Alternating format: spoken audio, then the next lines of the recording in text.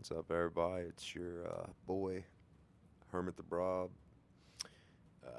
I've been talking about a new series, Concrete Confessions, and this is going to be the first episode.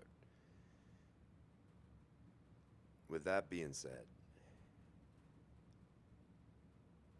I'm not necessarily used to not having my guitar, not singing, but actually just talking.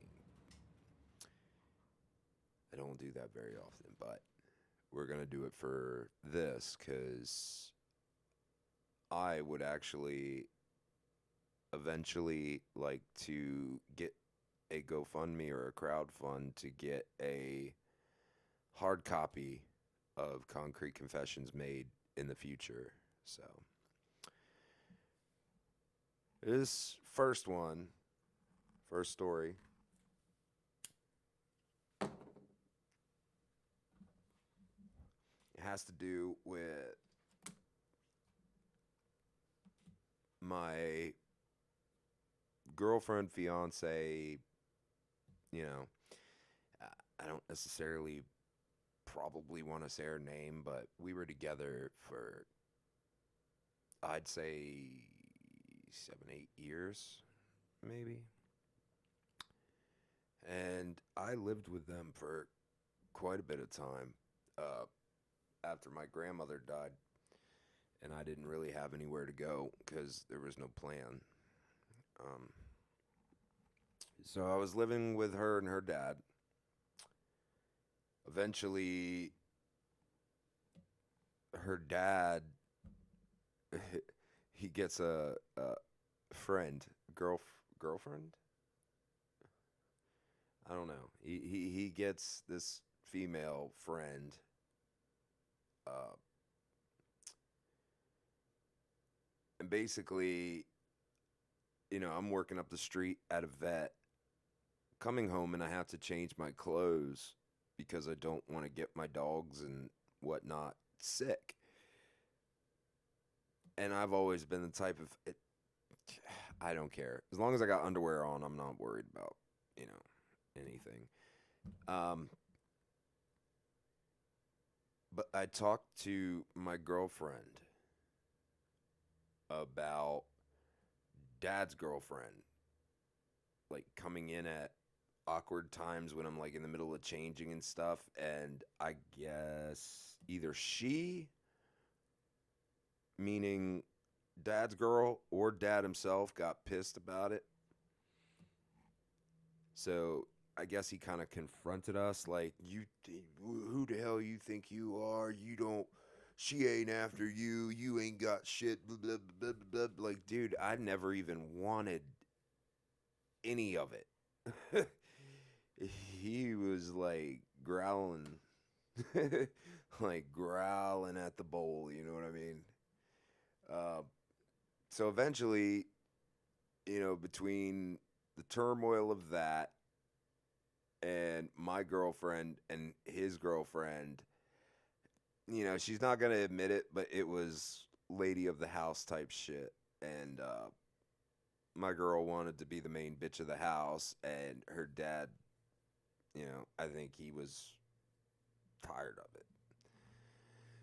it. Well, we got an ultimatum from her dad saying that, I'll give y'all a month, but y'all got to get out. Like, y'all got to go. I'm tired of, being sole provider and you, meaning her, have this bum in the house with you that won't work. You work a shitty minimum wage job. Like, I want y'all out. And it was very clear what he wanted, so we got to brainstorming. Uh,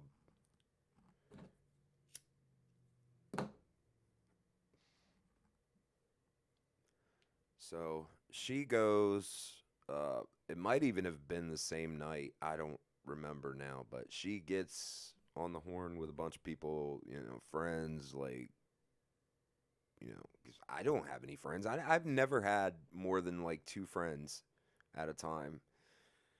I never like, and it's not the people's fault, but I just don't trust people with my experiences and my, crap that I went through. I don't trust a lot of people, but she's calling people up. She calls a friend John,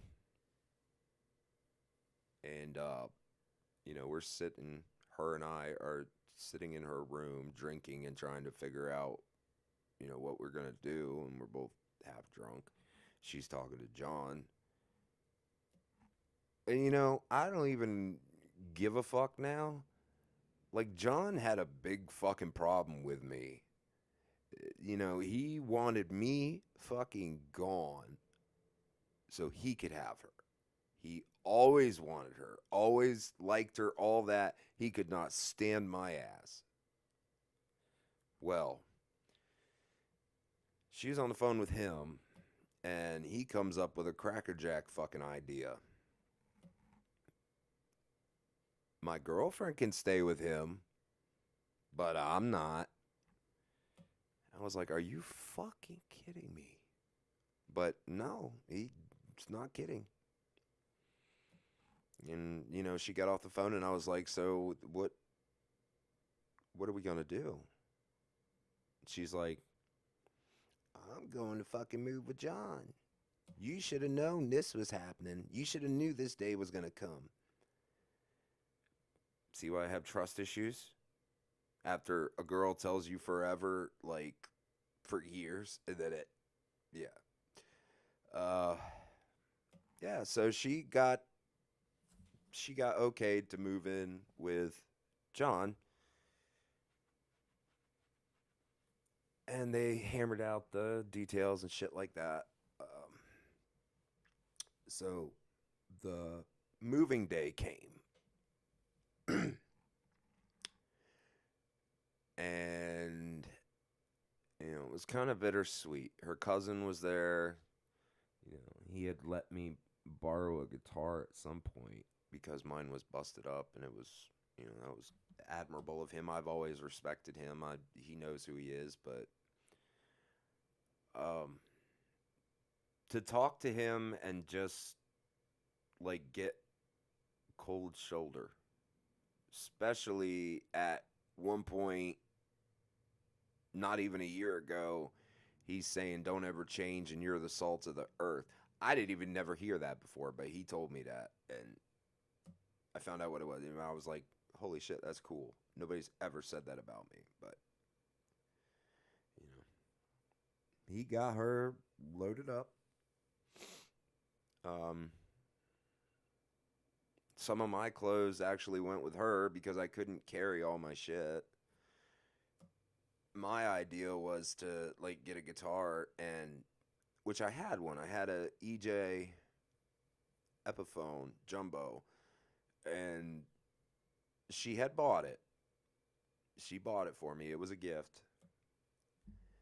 She wasn't giving me that thing. She kept it. So I got kicked out. No guitar. No fucking clothes. No nothing. It is what it is. They're loading up the truck, and I guess they were talking while I was helping put everything in the truck. And my girlfriend was like, are you going to need a ride somewhere or what? Because you're not going to be able to stay in my dad's driveway. Duh.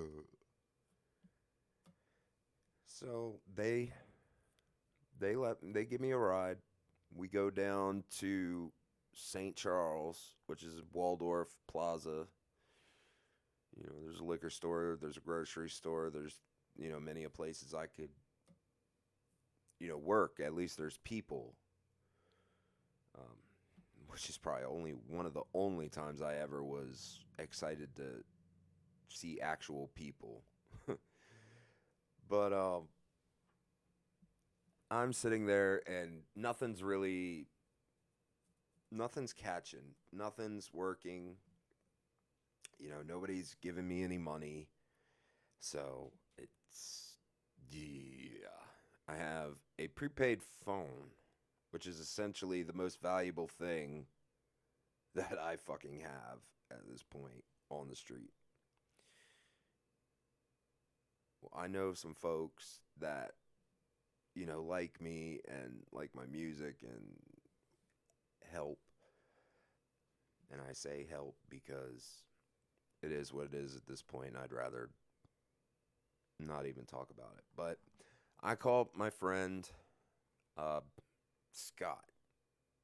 And Scott is a friend that I've known for years. And he was on my ice cream route because I was an ice cream truck driver, for those of you that didn't know before all this. Uh, Called him. I'm like explaining the situation and all. And I'm like, what the fuck do I do? What am I gonna do? I don't have shit. Like, can I come crash at your house? Like, what do I? What, yeah, I've never slept out in public. I've never done any of this shit. This is new to me. And Scott being on the phone, like, I'm at the tattoo shop. You know the one, which I did, and he's like, meet me there.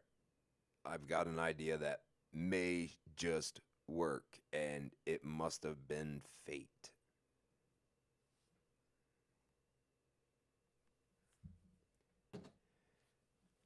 Well, I get to the tattoo shop. He's getting, like some tattoo on his arm. I don't know. I wasn't really looking. So at that point, I was already hard in addiction. So the only thing I was thinking, like, where am I getting my next one? Are you gonna help me, or am I gonna have to move on to the next person? Don't just waste my fucking day before dark, and now I don't have no money and nowhere to go either. So rad. But met him there. He said he was gonna bless me, so he gave me, I want to say 20 or $30. I can't recall the exact amount, but it was respectable. It was more than what the hell I had, and he gave me that. He's bragging about his tattoos.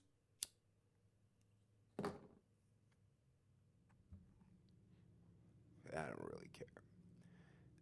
He's like, well, it just so happens I met somebody that is in a situation very similar to yours, and I think you guys could help each other. Okay?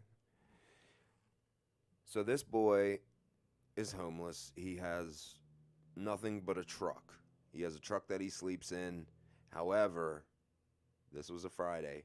Monday, he had a job lined up, and it was the type of job that he could help me get into. His name was Ray. Ray was a juggalo. Ray was a man that had his run ins with the law prior to my first experience.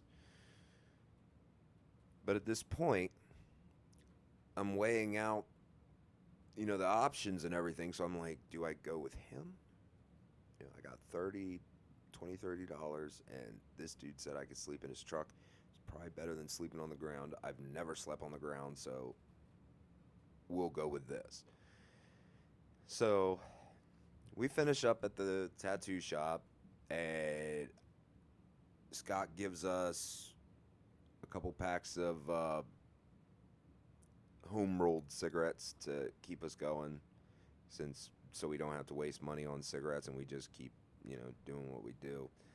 Um, so we're driving around smoking. It's very quiet in the fucking truck, honestly. Um, we finally got to talking, and I was like, "Are you gonna hate me if I want to go to the liquor store and get a beer?" And he's like, "Shit, I was thinking the same thing." And from there, it was downhill. We got the booze and we started pre-gaming what the fuck we were gonna do. We had money. Scott gave Ray more money than me, so I don't know how much Ray had. He had more than me. Um, so we just bought a bunch of fucking beer and got to thinking, what are we gonna do? And the one thing both of us were was thieves. And we went to Target. I got brand new shoes, I got brand new shirts, brand new jeans. Like, we fuck that place. Don't worry, they got me. Um, but yeah, we got everything. And then we were um sitting in the truck that evening, drunk, checking out all the clothes we got. We were stoked. We got the idea, like, we're not tired. We want to do something else. Excuse me 1 minute.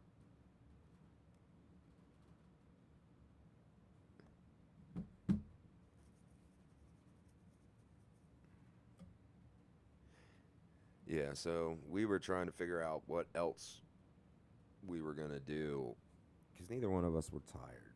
So we're like, what the hell do we do? Well,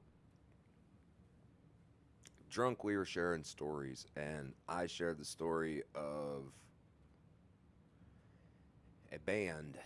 Um, we'll call them Whiskey.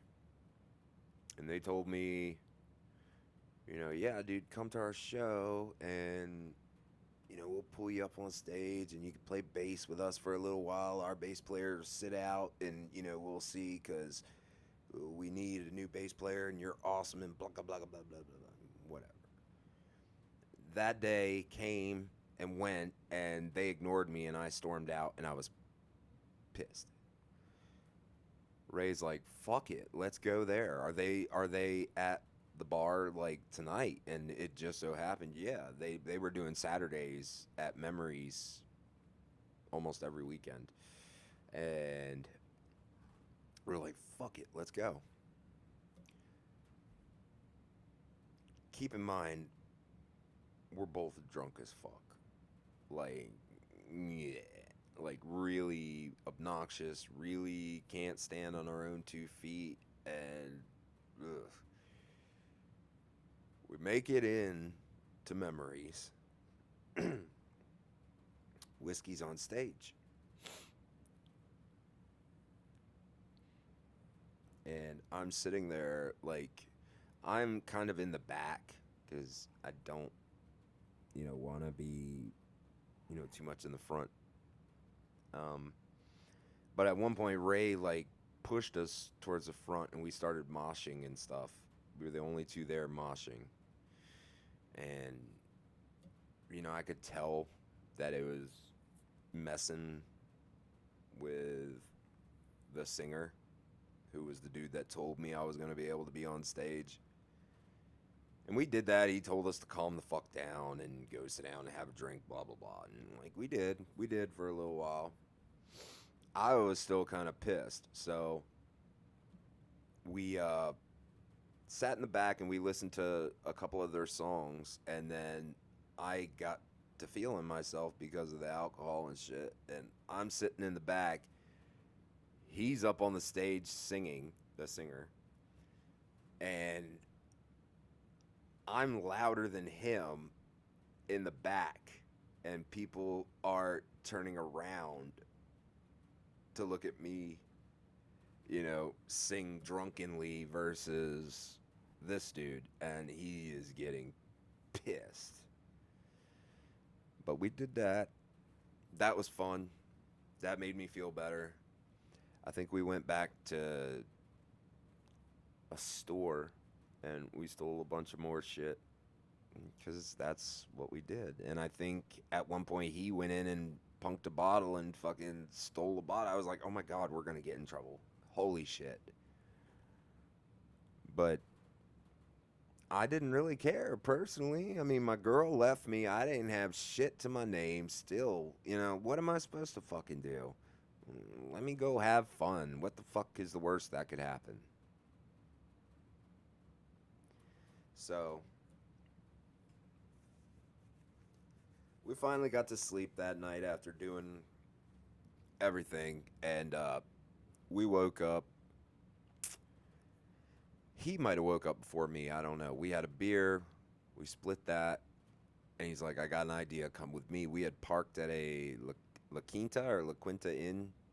And we made our way inside and acted like we had every right to be there. And, you know, we got food, internet, all that until somebody said, hey, get the fuck out. So we got the fuck out. Went driving. He was showing me by this grocery store. We have a grocery store in Maryland named Shoppers.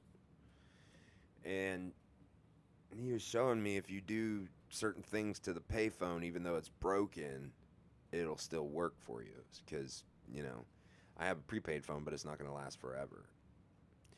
And in my pathetic, bruised ego, self, person, I was like, well, let's call my girlfriend and see if she wants to like meet up in memories. Fuck it. We had a good ass fucking time last night. I don't even give a fuck. We'll do whatever we want.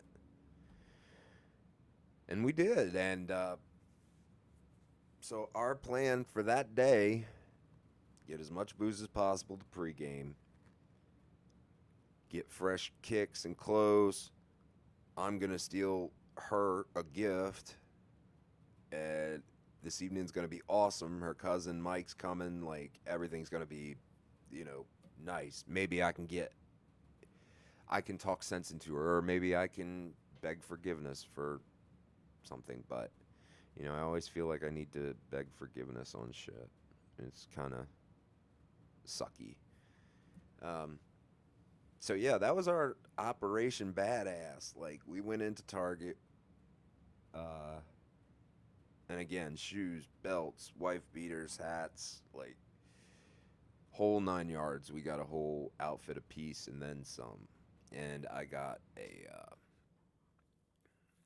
I want to say a fedora or some shit.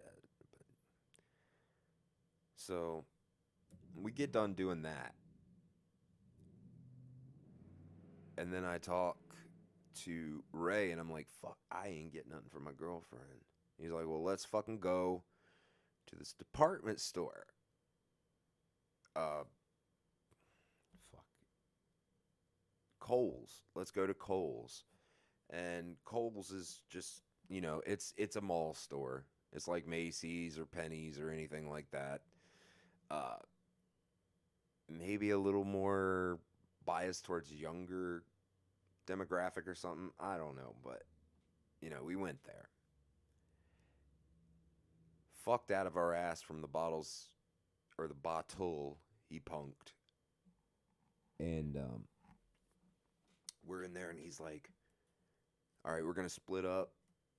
We're not going to let them know it's us. We're not going to do anything. We're going to just go in there. We're going to go in the changing rooms and we're going to change clothes and, we'll put it underneath our clothes." And I'm like, "I'm good. I'm going to look around for jewelry, like something for my girlfriend." And he's like, "Suit yourself. I'll find you when I'm ready." So I get this necklace. It's a pretty necklace, just pretty necklace. I don't know, but it was just like the silver ball necklace with like a little pendant.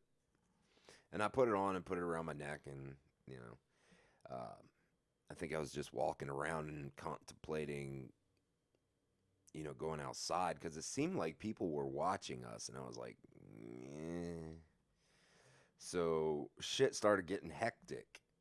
Lo and behold, this dumbass fucking comes out of the changing room looking about 500 pounds heavier and three fucking shirt sizes bigger. And he's like, "All right, let's go." And I'm like, what the fuck are you doing? And we just hauled ass. And I could see, because like I was a little, guilty looking. I was looking back and I seen like loss prevention and shit because I knew who loss prevention was. This isn't my first rodeo with shoplifting, which I'm not proud of it, but it seemed like they were following us. So we were like, fuck, let's just get, you know, out of this area. Let's get out of this part of town and the hell away, before they follow us, because the police will, if you're a shoplifter, they will follow you and arrest you. And so we were hauling ass. Had open cans of booze. We had, oh my God, a massive mound. Like it was just a single cab, like a 60/40 split bench. The whole back was so full of clothes that you couldn't really see out of the back window almost, which was horrible.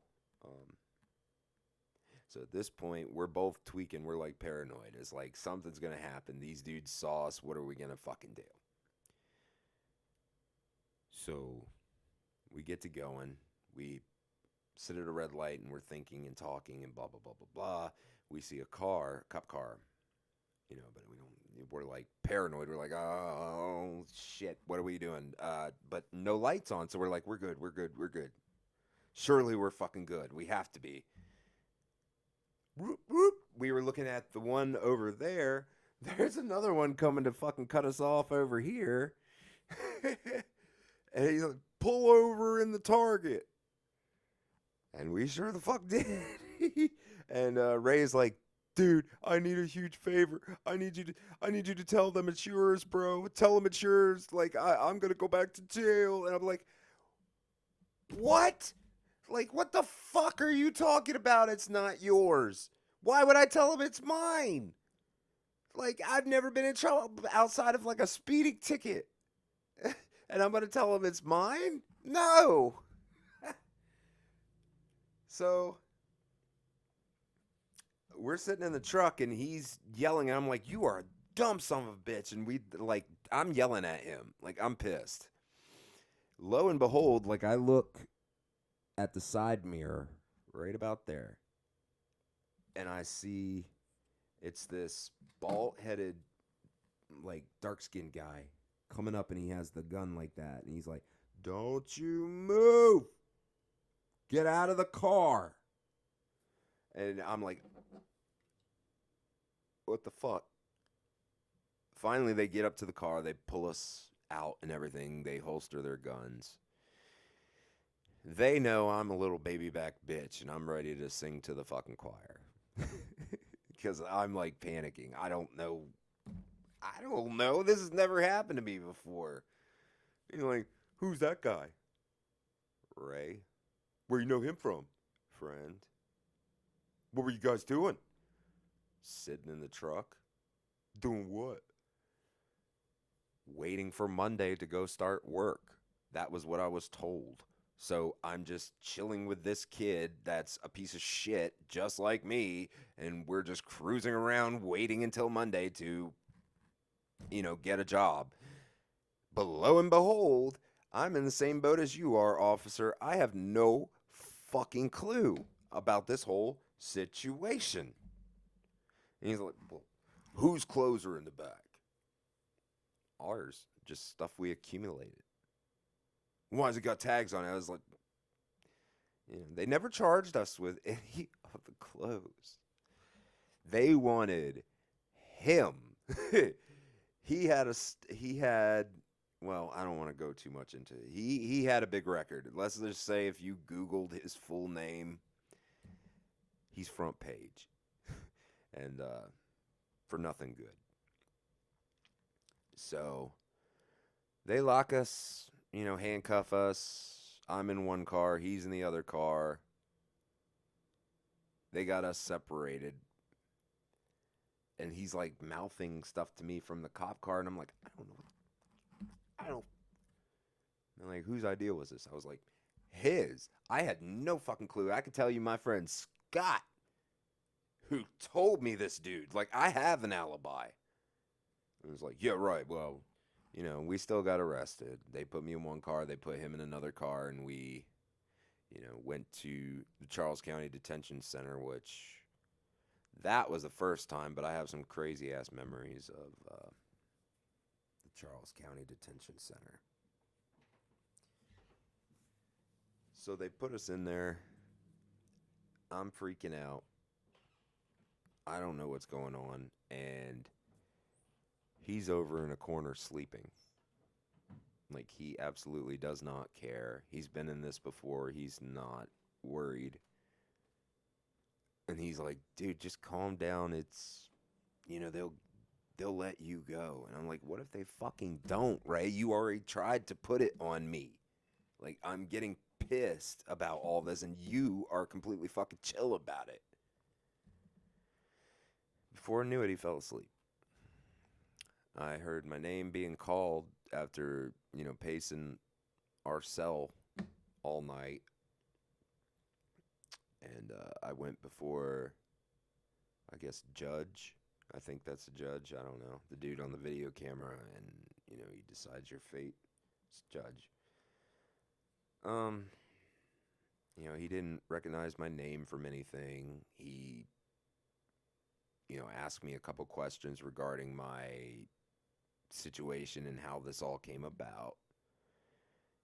I think just to scare me a little bit, and then boom, ended up released on recognizance. And when I left that jail cell, I thought I'd never see that asshole again. And I'm going to leave it at that. Stay tuned, because there's a lot more crazy shit that's going to be coming. And let me know how I did. If you like the story, give me a thumbs up. If you have any critique, I'm all for it. Let me know what's up. Till the next episode, peace.